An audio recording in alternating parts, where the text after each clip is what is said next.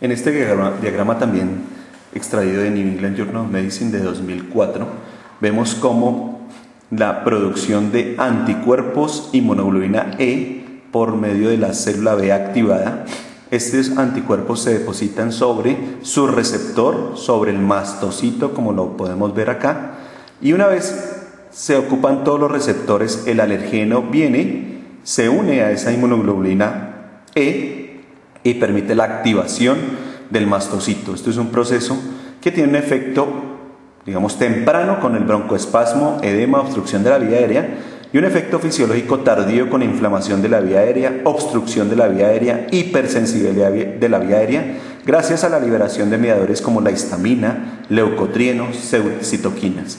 Es decir, el mastocito como iniciador de la respuesta inflamatoria temprana y la respuesta inflamatoria tardía con el eosinófilo, como se reclutan más eosinófilos a partir de la médula.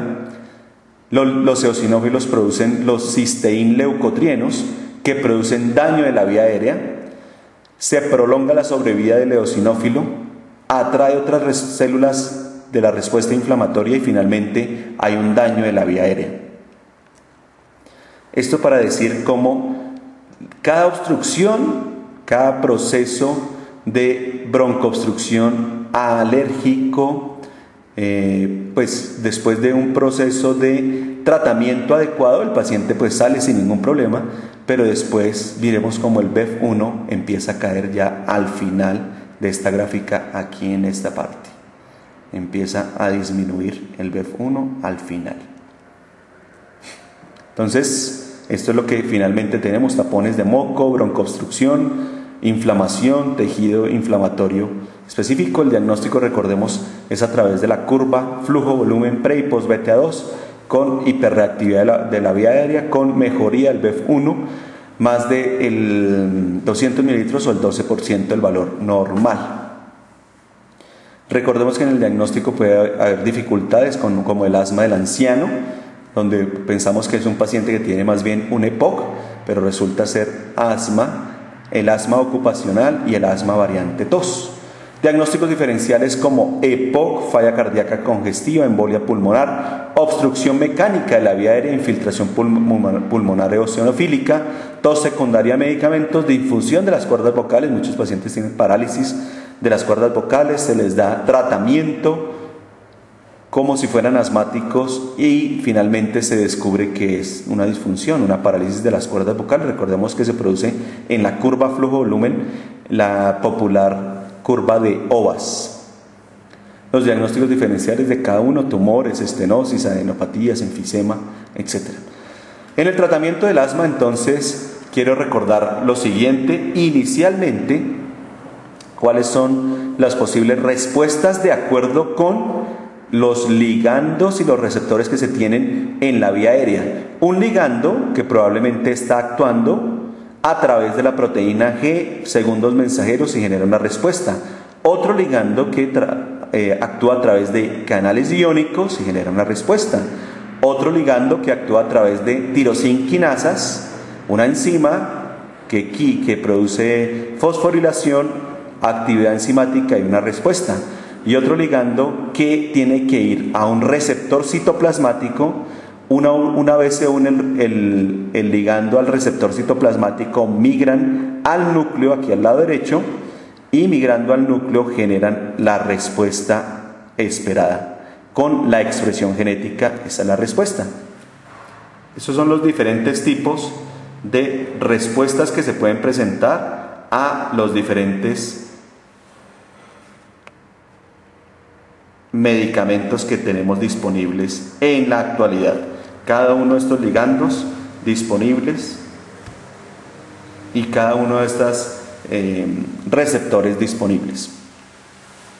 Uno de los principales es el receptor de proteína G. Es un receptor metabotrópico con 7 hélices, alfa hélices transmembranales, como las vemos acá, y una porción intracitoplasmática y una porción extracitoplasmática con N-glicosilación, donde hay un sitio de unión al ligando, y en la parte interna donde hay un acople a una proteína G y esa proteína G posteriormente se activa. Podemos ver cómo existen diferentes respuestas a las proteínas G. Una respuesta inicial, donde aquí está el receptor unido a la proteína G. Tenemos una proteína G inactiva unida al GDP. Cuando se une el receptor, se activa, se cambia en la subunidad alfa, se cambia el GDP por GTP, es decir, esa subunidad alfa se activa, y aquí en la parte derecha inferior podemos ver cómo esa subunidad alfa viene a un efector en esta porción, y posteriormente, siguiendo la flecha, viene la inactivación de ese GTP, y por lo tanto se inactiva la subunidad alfa y vuelve a su estado basal. Muchos de los medicamentos que actúan en la vía aérea pueden actuar a través de este mecanismo, y es a través de la unión a proteínas G. Otra posibilidad es que existan dos tipos de agonistas. Un agonista 1, aquí en la parte superior, que se une a un receptor 1 y se une a su vez a una proteína G, que es estimulante. Esta proteína G estimulante genera la activación de la adenilato ciclasa, pasando de ATP a AMP cíclico, y el AMP cíclico, recordemos que activa la proteínquinasa A, y esto genera una respuesta específica. Pero puede existir otro agonista 2, que se une a un receptor 2, a su vez a una proteína G sub I, o sea, es inactivadora de la adenilato ciclasa o adenil ciclasa, y por lo tanto se disminuyen los niveles de AMP cíclico, o sea, es inhibitoria. Recordemos que el AMP cíclico, a través de la fosfodiesterasa, se metaboliza a AMP. Otra posibilidad es a través de que este receptor, este agonista se una a un receptor unida a una proteína GQ. Esta proteína GQ estimula la fosfolipasa C. Esta fosfolipasa C degrada el fosfatidil inositol bifosfato, y esto genera dos respuestas. Uno, el IP3, que va al retículo sarcoplásmico, y otra parte el diacilglicerol.